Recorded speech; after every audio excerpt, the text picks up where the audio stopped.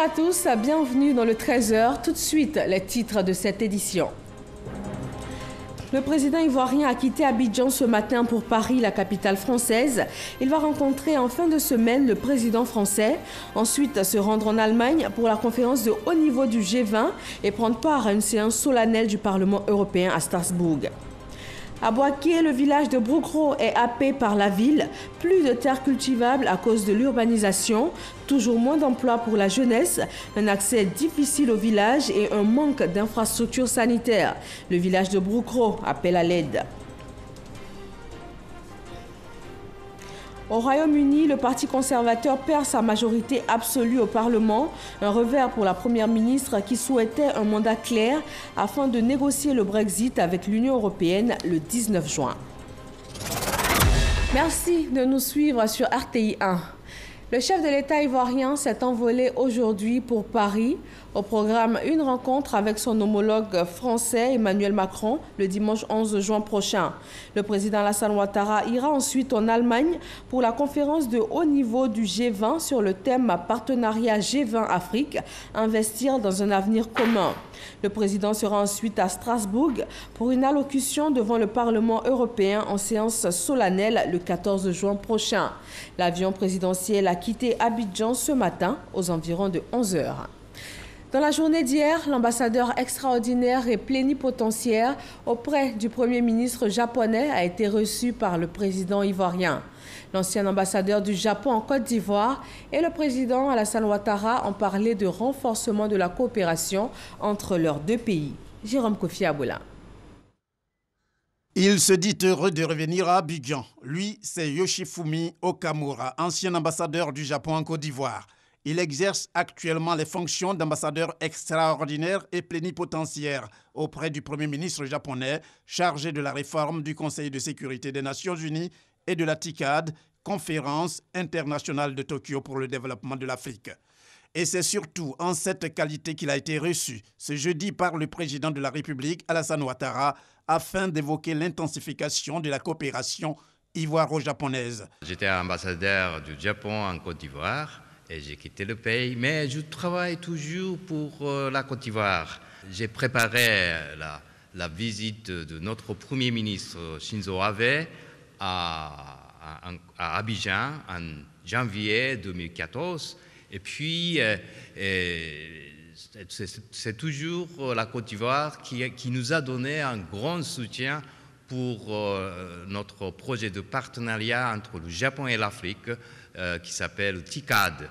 Et donc, c'est d'abord pour renouer nos relations très fructueuses avec son Excellence, Monsieur le Président, mais aussi pour lui transmettre le message de notre Premier ministre de gratitude. De nouveau, nous voulons bien développer notre relation bilatérale pour le futur. L'échangeur sur le boulevard Valéry Giscard d'Estaing, en cours de réalisation au niveau de la commune de Treichville, fait partie des projets soutenus par le Japon.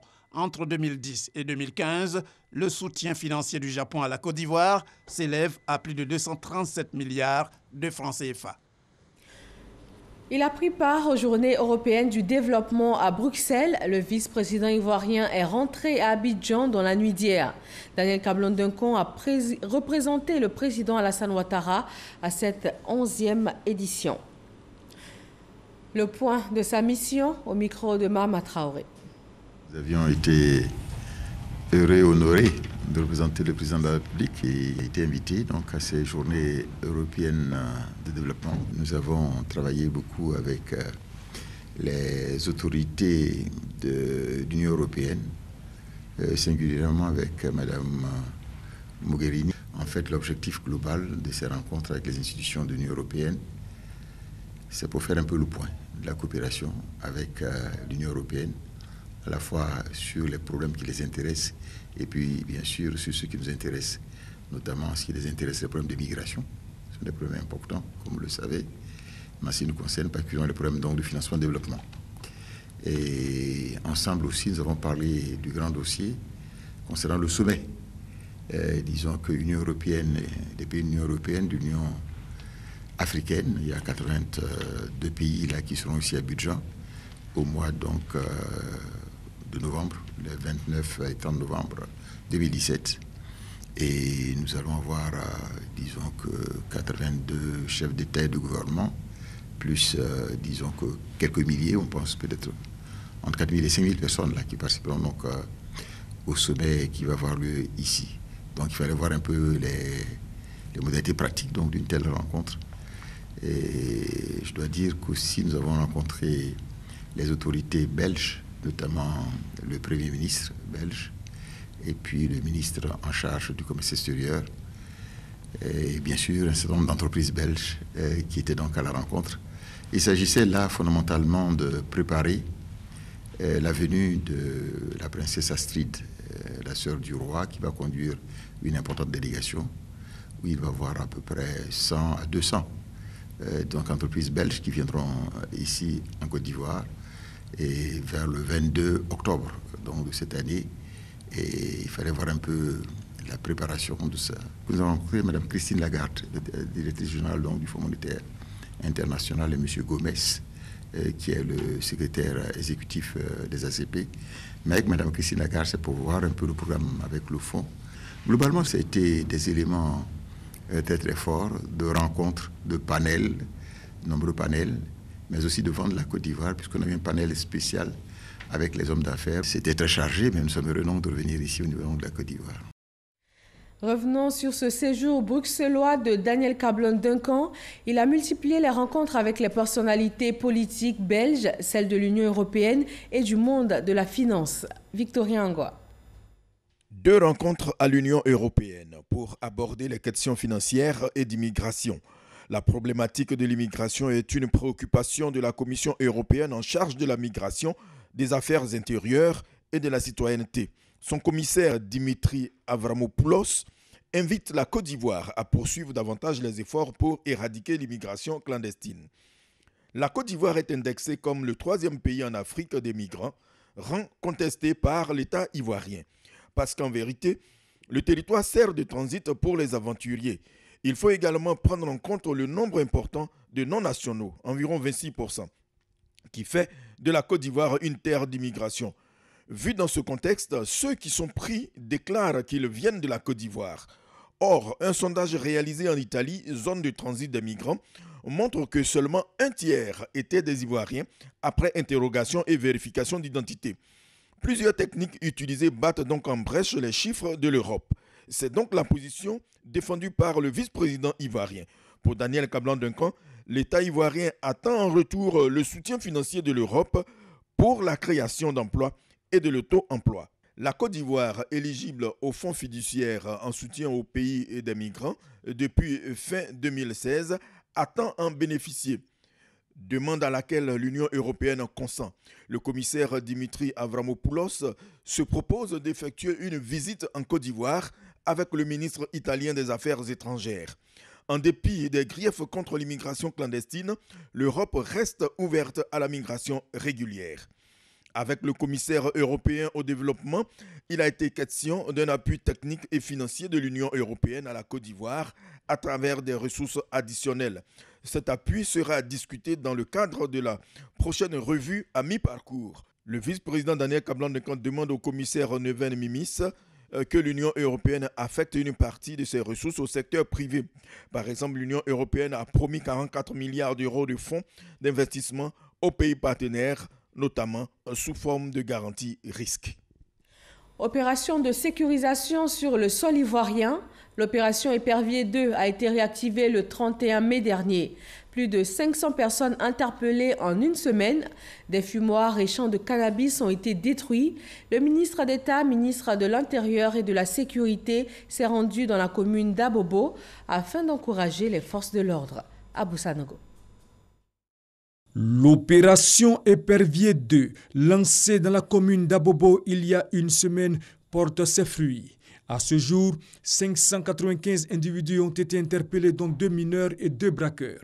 38 fumoirs et 3 champs de cannabis détruits. À cela s'ajoute la saisie de 287 armes blanches, 545 boulettes de cannabis, 2 armes à feu, une grenade et 13 motos volées retrouvées dans des fumoirs. Le ministre d'État, ministre de l'Intérieur et de la Sécurité Ahmed Bakayoko est allé au contact de ces hommes au commissariat du 21e arrondissement d'Abobo-Dereraï pour les encourager et les inviter à poursuivre la lutte contre la criminalité. Les résultats à nous présenter nous inclinent à vous adresser nos félicitations. C'est des éléments concrets qui permettent de réduire la criminalité, de réduire la capacité de nuisance des délinquants.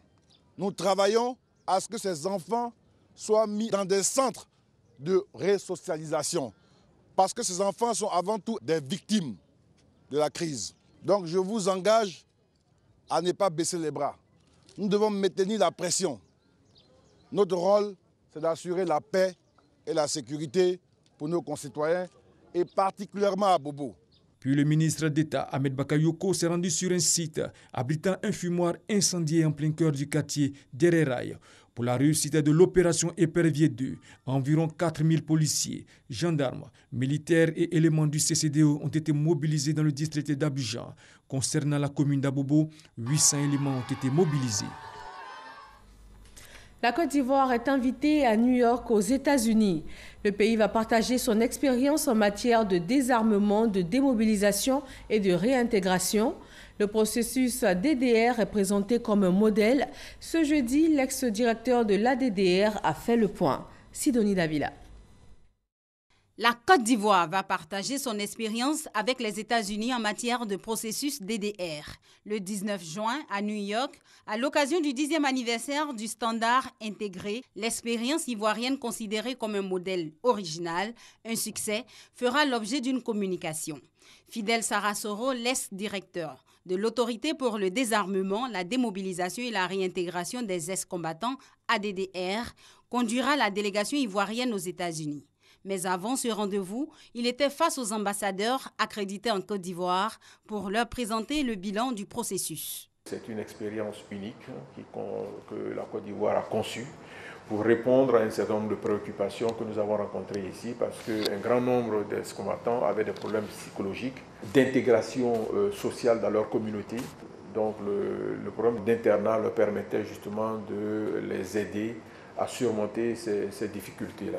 Créé le 8 août 2012, le DDR a pris fin le 30 juin 2015. Le programme est parvenu à démobiliser et à réinsérer 65 472 ex-combattants sur un total initial de 69 506, soit un taux de réinsertion de 93%. L'expérience ivoirienne fascine. Je trouve très utile que cette expérience ivoirienne considérée comme un succès puisse contribuer à résoudre des problèmes dans d'autres pays, en Afrique, mais dans le reste du monde également. On doit être fier de ces accomplissements. Le DDR est nécessaire, mais pas suffisant pour faire face à des défis de ce pays. Les ambassadeurs, au cours des échanges avec Fidel Sarasoro, ont souhaité que soit mis en place un mécanisme de consolidation des acquis du DDR en Côte d'Ivoire. À ce mécanisme, ils ont décidé d'apporter leur contribution. Dans le domaine du commerce, e-paiement est un module de paiement électronique qui vient d'être lancé par le ministère du Commerce, de l'Artisanat et de la Promotion des PME. C'est une fonctionnalité du guichet unique du commerce extérieur. Les opérateurs auront désormais la possibilité de payer en ligne les taxes et droits douaniers et aussi tout autre frais liés aux procédures du commerce extérieur. Cita Soro. Désormais, en un clic, les opérateurs économiques pourront s'acquitter de leurs droits et taxes douaniers ainsi que des frais liés à leurs transactions commerciales. Le module e-paiement du guichet unique du commerce extérieur vient donc faciliter et sécuriser les transactions entre les différents acteurs du commerce extérieur. Entre autres, la réduction du déplacement des opérateurs économiques et du temps mis pour le paiement des différentes taxes douanières. En plus, c'est un outil de sécurisation des recettes de l'État.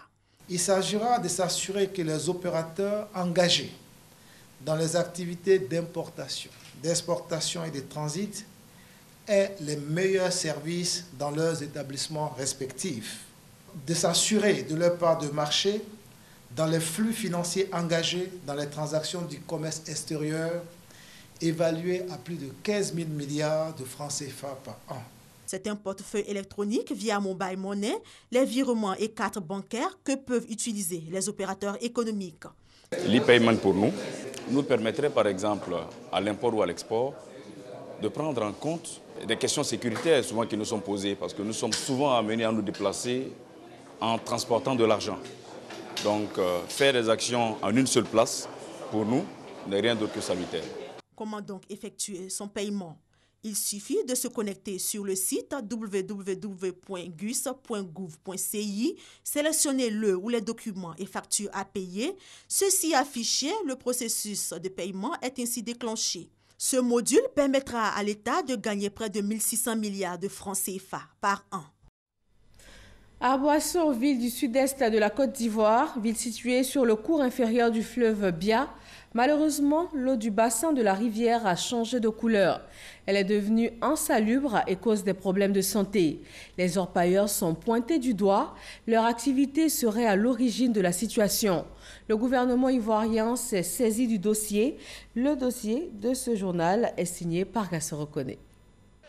À Boisseau, localité située à environ 120 km d'Abidjan dans la région du Sud-Comoé, est traversée par la rivière de la Bia. Une rivière qui, selon les populations, change de couleur de jour en jour. Une situation inquiétante. Nous consommons, on peut dire, indirectement l'eau, puisque c'est de là que la SODECI traite l'eau. On s'inquiète. Vraiment, ça a changé. La couleur est devenue jaune, on ne comprend pas. Nous sommes exposés à des maladies. D'où provient donc cette couleur jaunâtre de la rivière de la Bia? Pour répondre à la question, direction le village de Biennois situé à environ 85 km d'Aboisseau. Ici, le décor est saisissant et édifiant. L'eau de la rivière de la Bia n'a plus sa couleur naturelle. Pour le chef du village de Biennois et sa notabilité, ce changement est dû aux activités des orpailleurs dans le campement de Sibo à Dadiesso, au Ghana voisin. Dadiesso est à environ 28 km de la sous-préfecture de Biennois. Ce sont les Ghanéens, ils extraient de l'eau dans la Bia. En consommant cette eau jaunâtre de la Bia, les populations ont été exposées à de nombreuses maladies. Au début, quand il y a eu l'eau de mauvaise qualité, donc on a constaté une résurgence des dermatoses et puis des maladies diarrhéiques. Voilà, donc il y a eu beaucoup de cas de diarrhée qu'on a pu circonscrire. Et après avoir arrêté donc la consommation de cette eau, et on a vu que ces maladies-là ont commencé à baisser. La situation devenant inquiétante, la société de distribution d'eau de Côte d'Ivoire, SODECI, s'est vue obligée de prendre des mesures. Ainsi, les machines de la station de pompage des eaux brutes et celles de l'usine de production d'eau potable ont cessé de fonctionner. Plus d'eau potable donc dans les ménages. Très vite, les autorités administratives d'Aboisseau et de Biennois trouvent une solution palliative. Le camion-citerne de la SODECI en vue de desservir les 41 442 habitants de Biennois. En termes d'offres, nous avons donc le camion de la SODECI, c'est un camion de la SODECI, plus toutes les pompes à motricité humaine, les pompes hydrauliques qui ont été réparées. Une solution insuffisante pour les habitants pour satisfaire tous les besoins de la maison. Puisqu'on ne gagne pas l'eau à boire, on ne gagne pas l'eau pour faire les nécessaires de notre maison. Donc on est obligé de prendre ce que le sous-préfet peut nous donner. Ça ne nous suffit même pas même. Parce que si on a eu ça lundi aujourd'hui, jusqu'à peut-être mercredi, et nous allons voir notre cas. Certains habitants préfèrent alors se diriger vers les marigots et les puits, à l'image des marguerites qui utilisent l'eau de pluie depuis la survenance du problème. Puisqu'on ne gagne pas l'eau, on était obligé de prendre de l'eau dans le puits là pour pouvoir s'occuper de nos besoins. Bien, tout le monde n'a plus l'eau. On prend l'eau dans les rivières, puis on se lave. S'il doit prendre de l'eau dans les puits, il faut faire bouillir cette eau d'abord avant de la consommer.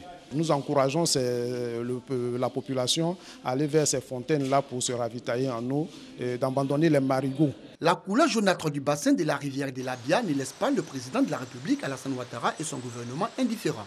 Des mesures ont d'ailleurs été prises en Conseil des ministres. Objectif, résoudre dans un bref délai la question. Des activités non encore identifiées dans le lit de la Bia perturbent aujourd'hui gravement l'approvisionnement de la localité de Biennois en eau potable. Le Conseil a instruit le ministre des Eaux et Forêts et l'ensemble des ministres concernés à l'effet d'organiser des patrouilles de surveillance le long du bassin du fleuve afin d'identifier les activités à l'origine de la turbidité des eaux et de sécuriser le bassin.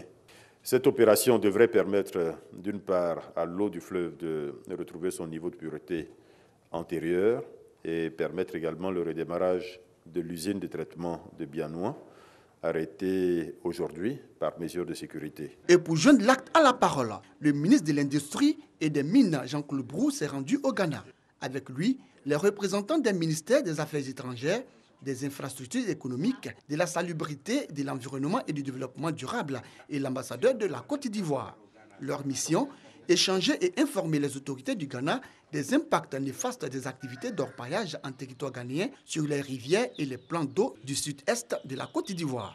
Nous avons constaté une pollution récente et donc nous avons donc échangé pour voir ensemble comment trouver une solution à cette question. Barbara Oteng-Kiassi, la vice-ministre ghanéenne chargée des mines et représentant le ministre des Terres et des Ressources naturelles, s'est félicitée de l'initiative prise par les autorités de la Côte d'Ivoire, non sans rappeler les bonnes relations d'amitié et de coopération qui existent entre les deux pays. Le ministère des Eaux et Forêts lance une campagne de reboisement. Il s'agit en première ligne de restaurer le couvert forestier ivoirien dans l'objectif d'atteindre 14 millions d'hectares de forêt. Franck Quadio. Un décor bien clairsemé.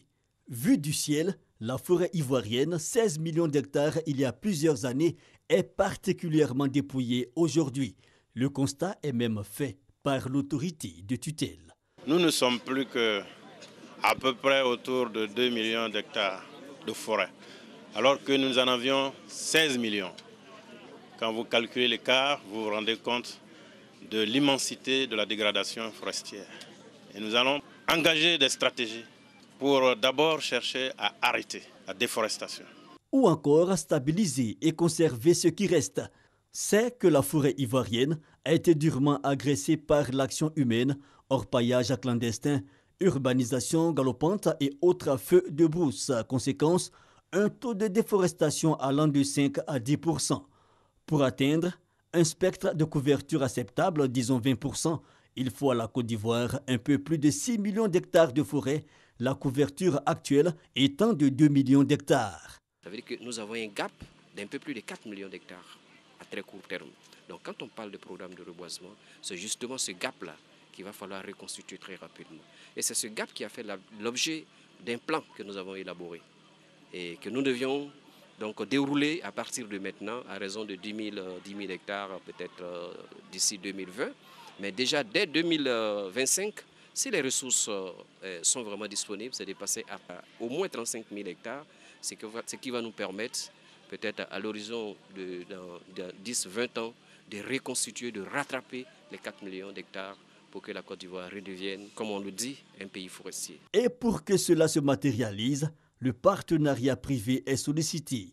Dans la forêt classée d'Anguédédou, sortie nord d'Abidjan, une séance de planting d'arbres. Volonté d'une entreprise de téléphonie mobile de contribuer au renouvellement du paysage forestier. Un partenariat qui se traduit par la réalisation de reboisements dans 6 forêts classées de Côte d'Ivoire. Nous sommes condamnés à restaurer notre patrimoine forestier parce que beaucoup de paramètres dépendent de cela. L'économie générale, vous savez, l'agriculture, notamment le binôme café-cacao, c'est le pilier de l'économie ivoirienne. Un plan de reboisement pour 2017 salué par le ministre des Ressources animales et halieutiques Kobena Kwasi Adjoumani et la représentante du ministre de la Salubrité, de l'Environnement et du Développement durable. L'effort citoyen exigé pour raviver le parc de verdure qui a tant fait la fierté de la Côte d'Ivoire. Le village de Broukro, dans la commune de Boaké, lance un appel à l'aide. Les terres cultivables ont servi à l'urbanisation de Boaké. Résultat, pas de travail pour les jeunes. Entouré par la ville, le village est difficile d'accès. Il manque d'infrastructures de base comme un centre de santé. Kader Sogodogo. Situé à 2 km de la dernière habitation de la ville de Boaké au début des années 2000, Broukro village est aujourd'hui totalement phagocyté par la commune.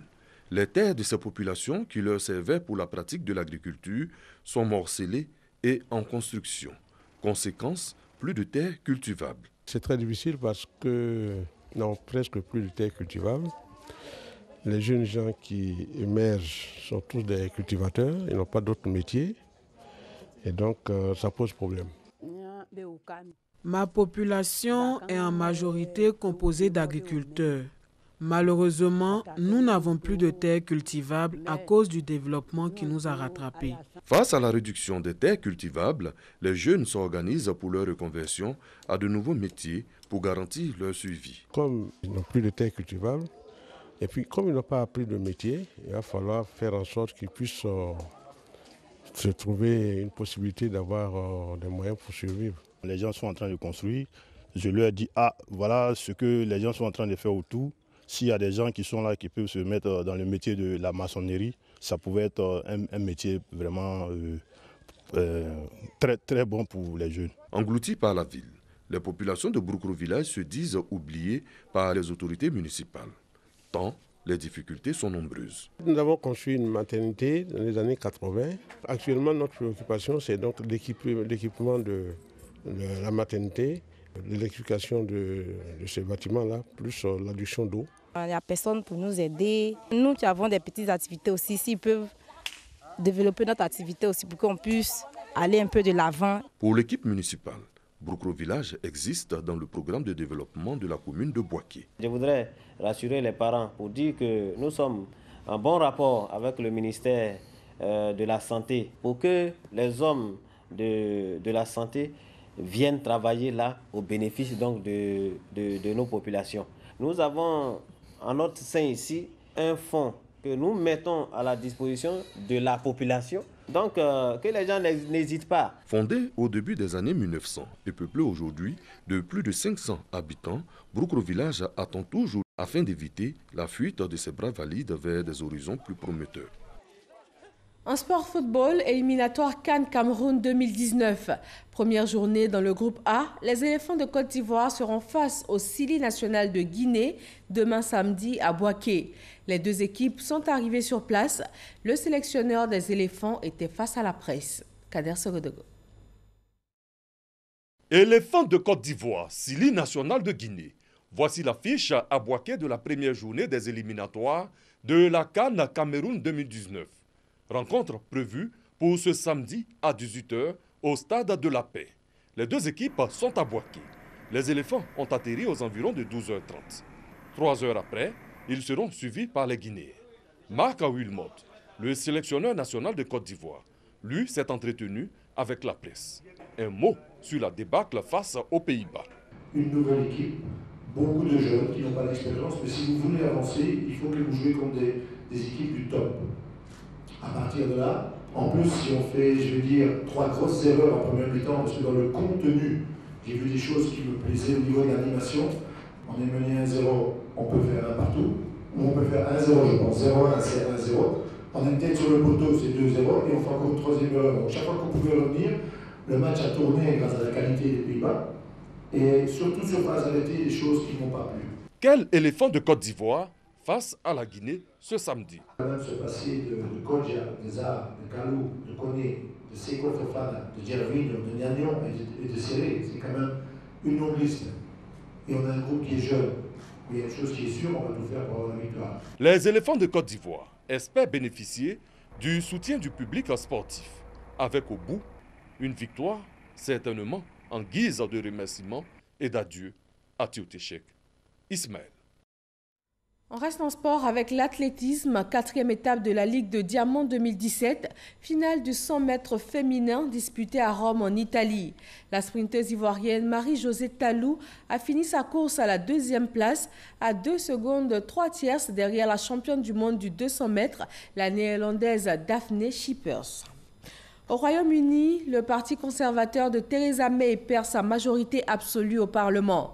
C'est raté pour la première ministre qui souhaitait un mandat pour négocier le Brexit avec l'Union européenne le 19 juin. Les travaillistes qui ont enregistré une percée demandent la démission de Theresa May et la livre sterling est en baisse sur le marché international.